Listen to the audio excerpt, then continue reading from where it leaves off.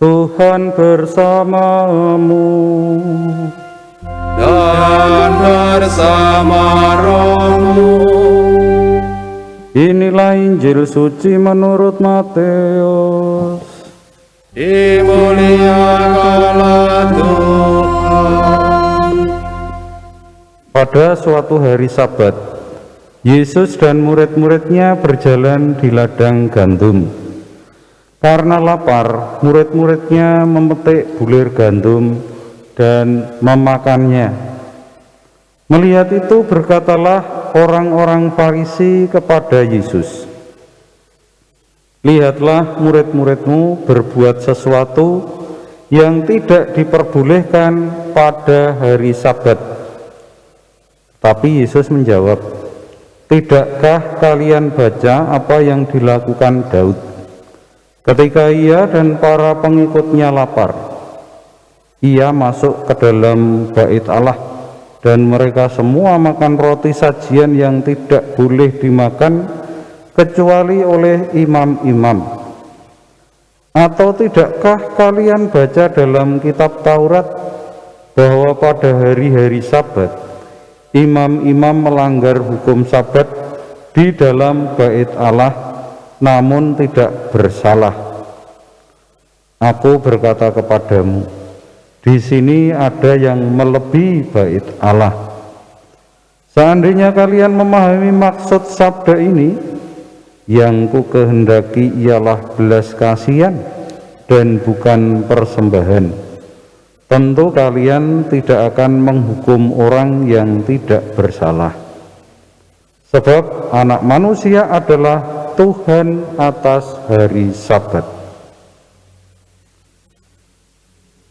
Demikianlah sabda Tuhan.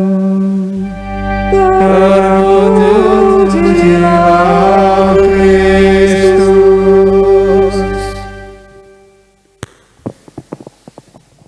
Saudara-saudari yang terkasih dalam Kristus, Sabat dalam Injil yang diceritakan tadi dikenal dengan aturan hukum Taurat bahwa pada hari Sabat itu orang tidak boleh bekerja karena hari Sabat adalah hari Tuhan. Maka aktivitas apapun tidak boleh dikerjakan. Namun karena pemahamannya itu tidak lurus tentang Sabat itu sendiri, sehingga cenderung kaku dan membebani orang itu sendiri. Itulah yang terjadi dalam peristiwa Sabat yang sebetulnya terjadi dalam kisah seputar Injil itu. Maka bagi kita kalau membaca Sabat itu berarti kira-kira analog dengan aturan hukum. Bagaimana kita menjalankan hukum?